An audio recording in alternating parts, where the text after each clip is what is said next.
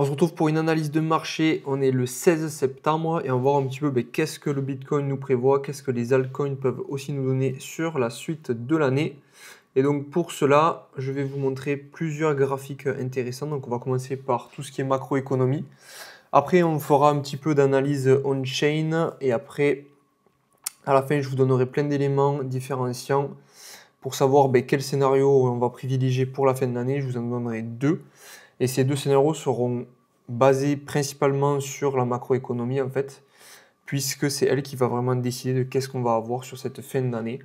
Donc on est parti. Allez, donc on se retrouve sur la charte du Bitcoin. Donc comme vous pouvez le voir, on a fait un nouvel ATH ici à 124 000, un petit peu plus au niveau de mi-août à peu près. Donc on avait anticipé une hausse sur les derniers mois précédents. Donc comme vous pouvez le voir, quand on était tout en bas, là je vous avais tracé plusieurs scénarios. Donc vous voyez, j'ai pas touché aux flèches, on est plutôt pas trop mal. Donc évidemment, hop, ça, toutes les analyses, vous avez juste qu'à regarder ce que je vous avais dit précédemment pour voir si on n'est pas trop mal ou pas. Ici, je pensais qu'on irait un petit peu plus haut, je pensais qu'on monterait vers les 130 000, ça n'a pas été le cas. Au niveau de la temporalité, on n'était pas trop mal. Et donc là maintenant, ce qu'on va se demander, c'est est-ce que cette correction est terminée ou est-ce qu'elle ne l'est pas? Ici, quand on était vers donc du coup 125 000, je pensais qu'on monterait un petit peu plus, mais dans le cas d'une correction, je vous avais montré les niveaux à retenir. Donc on avait les niveaux ici à peu près au niveau des 110 000. On avait donc ici cette grosse résistance, donc vous voyez ici en rouge, qui est la résistance, on va dire long terme. Vous voyez qu'on avait tapé ici, ici, là on avait travaillé un moment, et on avait finalement réussi à passer. Donc là, c'est super positif qu'on ait réussi à la tenir, cette résistance, parce que je vous montrerai après, au niveau on-chain, cette zone de prix était très importante à tenir. Dans tous les cas, les zones à chercher si on allait plus bas, donc il y avait les 105 000 pour venir récupérer cette mèche ici. Et puis après, derrière de la fair value gap, juste en dessous sur les 103 000. Donc maintenant, ce scénario d'aller chercher en bas, on y reviendra plus tard, mais je pense qu'il est de moins en moins privilégié. Donc on va regarder plutôt sur la suite, qu'est-ce qu'on va pouvoir aller chercher, mais plutôt en haut. Donc d'abord, on va passer sur tous les graphiques qu'on va regarder pour avoir une idée de où est-ce que le Bitcoin peut potentiellement aller, tout le marché. Donc on commence par le SP500 qui est un ATH, donc de ce côté-ci, il n'y a pas de problématique à avoir. Comme vous le savez, souvent quand on a donc les marchés boursiers qui corrigent, on a aussi les marchés crypto-monnaies qui vont corriger. Et donc là, vous voyez, on est plutôt tranquille. Donc pour le moment, pas de vigilance à avoir sur cet actif-là. Concernant le dollar, donc le dollar, nous, on cherche à ce qu'il se dévalue. Donc comme on peut le voir, hop, sur les derniers bull runs, à chaque fois, on avait donc du coup des belles chutes. Donc ça, c'était sur la grosse poussée qu'on avait eu fin 2023, début 2024, pour ceux qui étaient. Et donc là, voilà, sur notre bull run actuel, ce qu'on cherche, c'est que cette devise se déprécie. Donc pour l'instant, on est bon. Maintenant, l'or. Donc l'or, au contraire, nous, on va chercher plutôt à ce qu'il baisse, mais là, ce n'est pas le cas.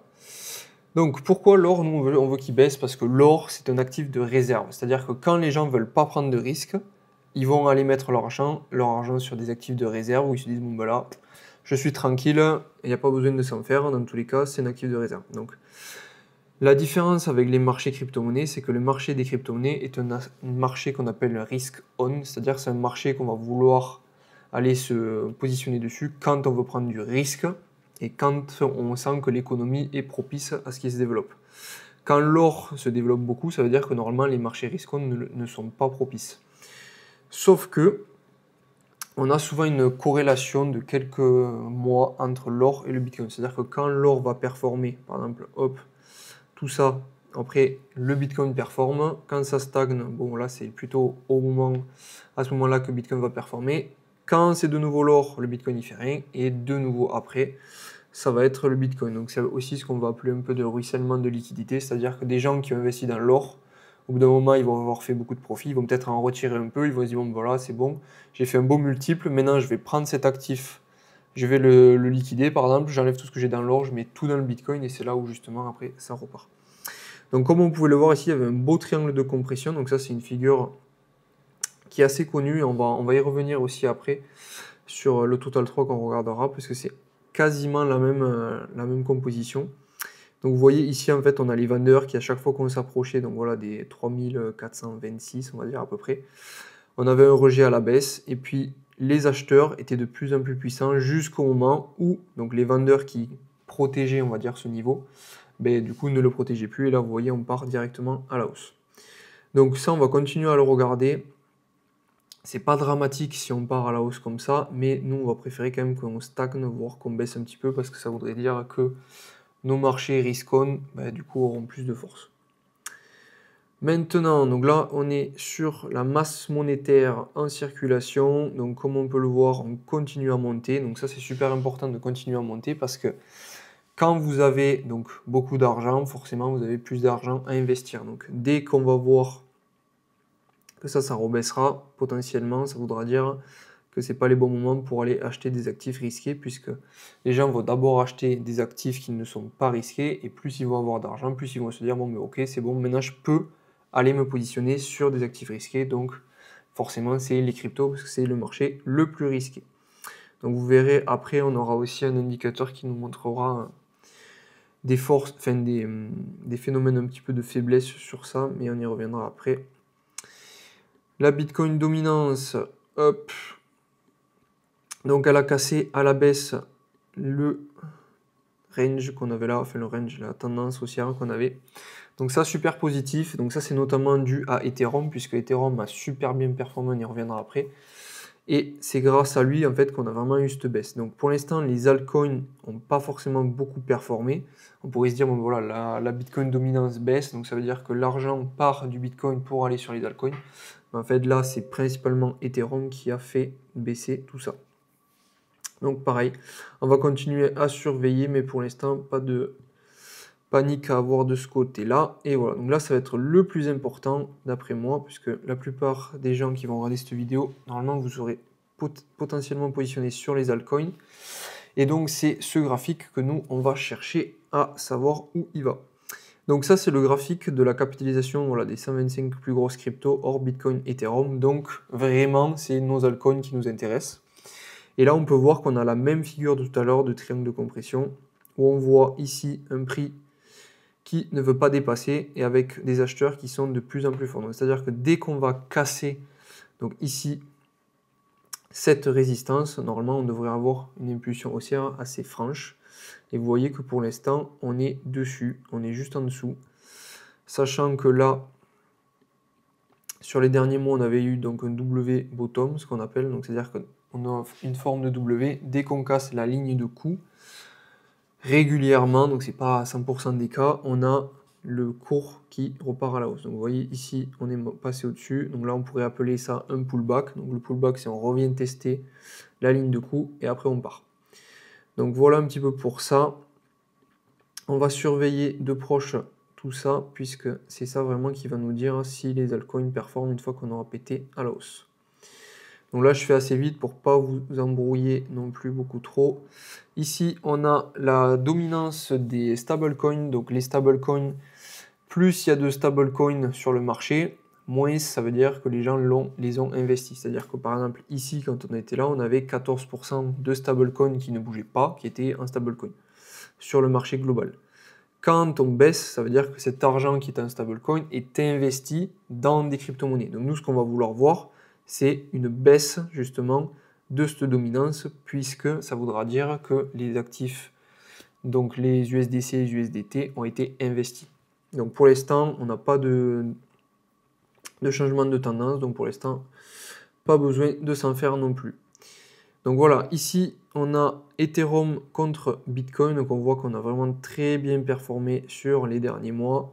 Donc ça, on va regarder après le graphique de l'Ethereum, mais pour tous ceux qui voudraient se positionner sur Ethereum potentiellement, ça c'est pas vraiment le meilleur moment.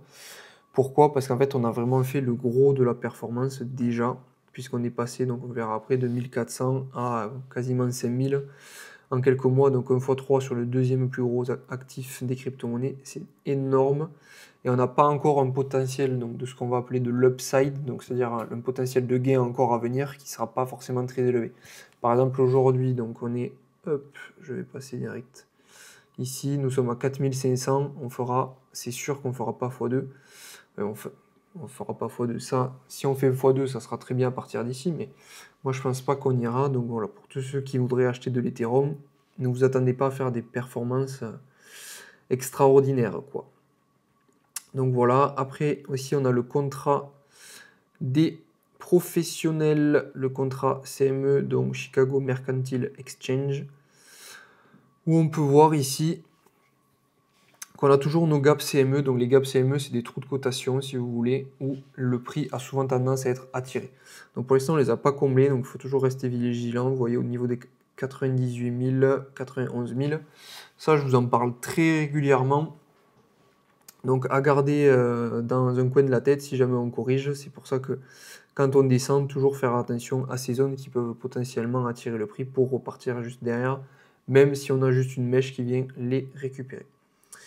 Donc voilà, on va rester sur ça pour ces analyses-là. Hop. Le Bitcoin, donc, qui tient très bien ce support-là, on est bon. L'Ethereum, donc comme je vous l'avais montré il y a plusieurs mois, on attendait un petit retour ici sur la zone, donc du coup pour recharger potentiellement avant le départ de l'envol. Ça s'est plutôt bien passé puisqu'on est venu chercher un tout petit peu plus bas que prévu, mais vous voyez, on était vraiment pas loin. Et donc là, on est sur une consolidation tranquille. Donc comme je vous disais, ici, c'est pas forcément le moment d'aller chercher des achats puisque la perf est déjà passée, si vous voulez. Donc pour tous ceux qui veulent recharger, on va avoir plus tard donc des crypto-monnaies qui peuvent être plus intéressantes et ça va être notamment l'écosystème Solana. Hop, donc ici, on avait fait plusieurs scénarios, donc à peu près en juin, fin juin, donc avant l'été. Le scénario 2 qui a été validé, donc on n'est pas revenu retravailler la zone qu'on avait indiquée, vous voyez 155, 151, bon on n'était pas grave plus loin, mais c'est pas grave puisque dans tous les cas, nous ce qu'on va conseiller, c'est de toujours faire un DCA sur des zones qui sont intéressantes, c'est-à-dire qu'on va jamais savoir, bon mais pile, on va pas acheter pile tout en bas, mais il faut avoir une zone si vous voulez où vous allez vous dire, bon ben ok, là c'est un bon moment pour acheter, même si je suis pas au plus bas, bon voilà, à 5 ou 10% près, c'est pas forcément très grave. Donc pour le moment, Solana est en train de surperformer. Donc pour tous ceux qui sont dans le groupe privé, donc je vous avais dit au niveau à peu près ici, là, quand on est arrivé au-dessus des 4500, je vous avais dit de commencer à prendre des profits sur Ethereum et potentiellement de le basculer sur Solana, puisque en fait Solana est logiquement le deuxième gros actif qui viendra après Ethereum. Donc très bullish sur Solana pour la suite et tout son écosystème. Voilà, donc maintenant on va voir plein de graphiques, je vais vous montrer donc là un petit peu d'analyse on-chain, etc. Donc là on est sur les funding rates. Donc les funding rates c'est quoi? C'est donc du coup au niveau des marchés donc perpétuels, donc c'est tout ce qui va être les marchés dérivés, donc les traders si vous voulez. Quand on a les funding rates qui sont élevés, ça veut dire qu'on a beaucoup de personnes qui vont long le marché, donc à parier à la hausse, contre peu de personnes qui vont parier à la baisse. Quand on a les funding rates qui sont élevés, il faut faire attention parce que souvent c'est qu'on est en surachat par exemple et que c'est des moments où il faut prendre des profits. Vous voyez par exemple ici quand on était à 120 000, les funding rates étaient très élevés et au final on a corrigé derrière. Si on reprend du coup ici, fin 2024, vous voyez les funding rates très élevés suite à l'élection de Trump et puis derrière hop on a corrigé. Nous ce qu'on veut c'est se positionner quand on a les funding rates qui sont bas ou qui sont en négatif. Donc vous voyez, on n'a pas encore de négatif, mais on voit qu'on n'est pas non plus sur des niveaux très élevés où on avait vraiment des grosses prises de profit. Donc pour l'instant, de ce côté-ci, pas de panique à avoir. Au niveau de la carte thermique, donc on voit ici qu'on a beaucoup d'argent à venir récupérer sous les donc 107 000. Donc là, la zone qui est intéressante, voilà, c'est 107 jusqu'à 105 000. Donc pareil, en cas de correction, on verra après les scénarios à surveiller pour potentiellement recharger sur ces niveaux-là. Concernant le cycle, donc vous voyez, nous avons du coup un cycle qui avance et on arrive plutôt sur la fin. Donc faire très attention pour tous ceux qui ne sont pas positionnés, quand même de ne pas faire vraiment n'importe quoi parce que là, dans les mois qui arrivent, on sera sur la fin et il ne faudra pas aller chercher des gains non plus inconsidérables. Donc ça, c'est le Short Term Holder Realized Price. Donc en gros, c'est le prix d'achat moyen des acheteurs court terme, donc c'est-à-dire les gens qui sont arrivés dans les 6 derniers mois. Ils ont un prix d'achat moyen, vous voyez ici, à 107 000. Et devinez quoi? Le prix s'est arrêté sur la correction à 107 000 aussi. Et c'est pour ça que c'était un prix aussi qui était intéressant à voir. Puisque quand nous passons en dessous de ce prix-là, la psychologie, on va dire, de masse passe bearish. Donc c'est-à-dire que là, après les gens...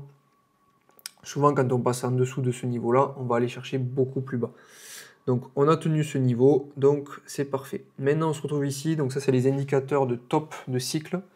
Pour l'instant, pas de surchauffe extrême, on va dire, de ce côté-ci. Donc, pas besoin de s'alarmer de ce côté-là. Maintenant, ici, on a les... alors, total balance, balance change, large holder. En gros, c'est les baleines. Donc, c'est tous les portefeuilles, les gros portefeuilles, et on peut voir en fait, si vous voulez, s'ils conservent leur Bitcoin, s'ils les vendent ou s'ils en achètent. On voyait que donc du coup, donc sur le cycle actuel, on est ici, sur la fin, on avait, hop, les baleines qui accumulaient, et là on commence à voir des prises de profit.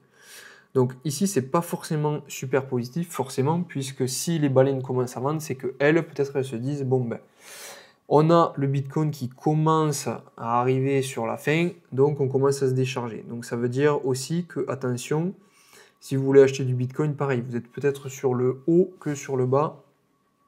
Donc ne pas faire all-in si vous voulez acheter du Bitcoin, si vous venez de découvrir le marché. Vous voyez ici, quand on était au cycle précédent, on a donc les portefeuilles qui sont passés en vente complètement, jusqu'à qu'on termine, donc ici, là, après, sur le bear market. Donc à surveiller, mais pour l'instant, Bitcoin, c'est pas le moment de l'acheter. On va se concentrer sur le reste. Donc ici, vous avez les Bitcoins disponibles sur les exchanges. Donc c'est-à-dire qu'en fait, les Bitcoins, comme vous le savez, ou peut-être vous ne le savez pas, on a une quantité limitée. C'est-à-dire qu'on n'a pas l'infini de Bitcoin. Quand il n'y en aura plus, il n'y en aura plus. Et donc on peut voir qu'au fur et à mesure du temps, ces Bitcoins disponibles sont en train de baisser.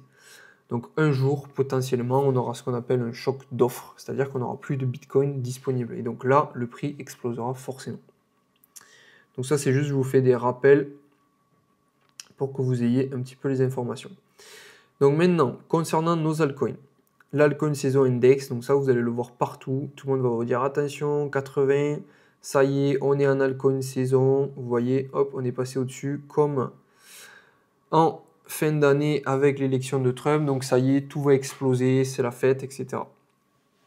Donc oui, on commence à exploser, mais attention, puisque donc les altcoins, comment est calculé cet indicateur? Si vous voulez, on va prendre les plus gros altcoins et on va regarder s'ils surperforment Bitcoin. Sauf qu'on l'a vu, Bitcoin donc sous-performe ces derniers temps avec un Ethereum qui prend le lead complètement sur le marché et avec les altcoins. Le problème, c'est que nous avons donc du coup des altcoins qui surperforment, mais là on est sur l'icône saison qui nous le donne en daily, c'est-à-dire que là on est sur une vision très court-termiste. Si on dézoome, donc c'est-à-dire qu'on passe ici en année, vous voyez nous sommes à 35. Donc hop, si je vous le dézoome, vous voyez bien, ça c'est la saison donc du coup du cycle précédent et ça c'est celle de celui d'avant. Vous voyez on est encore très bas. Donc on peut aller encore beaucoup plus haut, mais par contre à court terme, voilà. Ce qu'il faut savoir, c'est que, attention, on a les altcoins qui commencent un petit peu à bouger. Donc faire attention de ce côté-ci. On voit ici qu'on a l'indice de peur et de cupidité, donc le Fear and Greed Index, souvent on utilise les mots anglais, qui est dans le neutre. Donc ça c'est plutôt super positif. Pourquoi? Parce qu'on se retrouve avec un altcoin saison index qui est à 80. Mais un Fear and Greed Index qui n'est qu'à 50. Habituellement, quand on arrive sur des moments d'altcoin saison, on a le Fear and Greed qui est ici, vous voyez, en fin 2024, qui est dans le rouge, donc qui est entre 80 et 100. Donc ça veut dire aussi qu'on a beaucoup de marge par rapport à la mentalité des gens sur le marché. Donc positif pour la suite. Concernant la macroéconomie, donc là, ça va être les scénarios qu'on va commencer à envisager. Ça va être par rapport à la baisse des taux que nous allons avoir, donc du coup, demain, donc à l'heure où je fais la vidéo, donc il sera le 17 septembre. Donc vous voyez ici, pour l'instant, on a des taux qui sont à 4,5% et on a un consensus qui est à 4,25%, donc une baisse de 0,25 de points de base. Ici, on retrouve le graphique qui nous indique donc toutes les statistiques de probabilité. Et donc, vous voyez ici, on a 96% d'avoir une baisse de taux, 3,9% d'en avoir deux d'un coup. Donc, c'est-à-dire, au lieu de baisser de 0,25, on baisserait à 0,5. Et puis, donc, sur les prochains meetings, donc voilà, le 0,10 et en décembre, on a aussi des probabilités très élevées pour avoir 3 baisses de taux jusqu'à la fin de l'année. Donc ça, forcément, c'est ultra positif pour nous pour relancer les marchés parce que qui dit baisse de taux dit plus de liquidité, donc plus de liquidité, plus d'argent sur les marchés risk-on et donc des crypto-monnaies qui explosent. Hop. Concernant les ETF, donc on a des entrées plutôt sympas sur le Bitcoin, mais ce qui va nous intéresser, nous, c'est Ethereum. Hop, vous voyez, quand on a donc du coup des sorties massives, on les voit ici, 164 millions, 135, 32, voilà. Par contre, quand ça repart, c'est l'inverse. Donc, les ETF drivent énormément les marchés sur Bitcoin et Ethereum, puisque en fait, quand vous avez des rentrées d'argent, le prix monte très rapidement. Quand on a les sorties, c'est là où du coup le prix baisse très rapidement aussi. Donc maintenant, je voulais vous montrer ça. Ça, c'est un graphique que je regarde de temps en temps, qui me paraît intéressant. C'est donc du coup la corrélation entre le Bitcoin et la masse monétaire globale. Et si vous voulez, hop, alors je vais zoomer un petit peu, je vais m'arrêter ici. Ce qui va nous intéresser, nous, c'est la courbe verte. La courbe verte nous montre le pourcentage de progression de la masse monétaire. Donc vous voyez, année par année, M2 growth, YOY, c'est donc d'année par année. Et vous voyez que donc, quand nous avons une masse monétaire, donc en bleu, qui augmente, mais que le vert, donc le pourcentage d'augmentation baisse, ça veut dire qu'en fait, donc la masse monétaire continue à monter, mais elle monte de moins en moins. Donc si on le prenait sur des graphiques, ça pourrait être du coup une décorrélation de l'actif, c'est-à-dire que là on monte, mais potentiellement on monte de moins en moins, donc ça veut dire qu'on a des signes de faiblesse, donc attention, potentiellement c'est que le prix de l'actif va se retourner, donc là c'est la masse monétaire, vous voyez. Donc là on continue à monter certes, mais on voyait qu'elle montait de moins en moins, et puis derrière, hop, on a drop, on a baissé pas mal. Donc maintenant qu'est-ce qu'on voit? Donc ça monte, ça monte, ça monte, ok c'est cool, mais on voit ici que donc du coup on avait une bonne pourcentage d'évolution là, donc sur les dernières années. Je vais zoomer pour avoir que notre cycle. Hop, voilà. Et là, on voit que ça rebaisse. Donc attention aussi, ça veut dire qu'on continue à monter certes, comme je vous l'ai montré tout à l'heure sur la masse monétaire, mais on monte de moins en moins depuis quelques mois. Donc à prendre en compte dans vos analyses, vous dire, bon bah attention, drapeau orange, on va pas faire n'importe quoi, il n'y a pas tout qui est au vert non plus. J'en profite pour vous montrer donc, le groupe qui est complètement gratuit où je vous donne toutes mes analyses. Donc avant d'avoir les vidéos, comme ça au moins vous pouvez déjà vous faire une idée, vous pouvez me poser vos questions aussi sur les discussions. Vous avez aussi toutes les news que je vous envoie tous les jours. Je vous mets une petite pastille verte pour vous dire si c'est positif ou une rouge si c'est négatif et vous pouvez directement me poser vos questions si vous en avez. Donc maintenant, on va passer sur les scénarios à privilégier pour la suite à partir de maintenant. Donc là, je vais me concentrer uniquement sur le Bitcoin puisque les altcoins suivront normalement. Mais ça, je le réserve aux gens que j'accompagne personnellement. Hop, donc ici, je vous ai fait deux traits, on va dire, grotesques, mais c'est pour que vous ayez un petit peu la vision. Demain, nous avons la baisse des taux. La plupart du temps, quand nous avons une nouvelle très importante et qu'on sait qu'elle va arriver, les gens vont anticiper, si vous voulez, la nouvelle. C'est-à-dire que demain, nous allons avoir une baisse des taux. Nous avons 96%, comme on l'a vu précédemment, de chance, de probabilité qu'on ait une baisse de taux. Ça veut dire que la plupart des intervenants sur le marché sont déjà au courant qu'on aura une baisse de taux. C'est-à-dire que là, cette augmentation, c'est peut-être juste le fait que les gens anticipent qu'on ait la baisse de taux. Si on a bien cette baisse de taux, potentiellement les gens vont se dire bon, ben ok, c'est bon, on a eu cette baisse de taux, mais en fait, tous les gens qui voudront se positionner par rapport à ça l'auront déjà fait. Donc potentiellement, on ne va pas avoir d'envolée des prix plus que ça, ou peut-être même on va avoir un dump. Donc c'est ce scénario ici. Donc ce scénario, c'est buy the rumor, sell the news. Ça veut dire quoi? Ça veut dire que donc, vous allez anticiper la baisse des taux, donc vous allez acheter ici, quand la baisse de taux va réellement avoir lieu, ben, vous allez vendre parce que vous avez anticipé justement qu'elle y serait. Donc ça, c'est le scénario, on va dire, que je privilégie pour le moment, sauf si le discours de Jérôme Powell est très optimiste concernant ces baisses de taux à venir, ou alors qu'on a une baisse de taux au lieu de 0,25, de 0,5. C'est-à-dire que là, les gens qui ont anticipé qu'on ait une baisse de taux, si en fait, au lieu d'avoir qu'une baisse de taux de 0,25, se dire bon, ben voilà, peut-être qu'on en aura sur la fin de l'année, mais c'est vraiment pas sûr, hop, donc là on aurait ça, et bien là on passerait sur, bon, ben on a par exemple 0,25 baisse de taux, par contre le prochain coup, l'économie elle est vraiment pas bonne, donc on va baisser encore plus vite et encore plus fort, et bien là, on part sur la lune direct, ok? Donc ça, c'est mes deux scénarios à court terme, on va dire, sur le prix.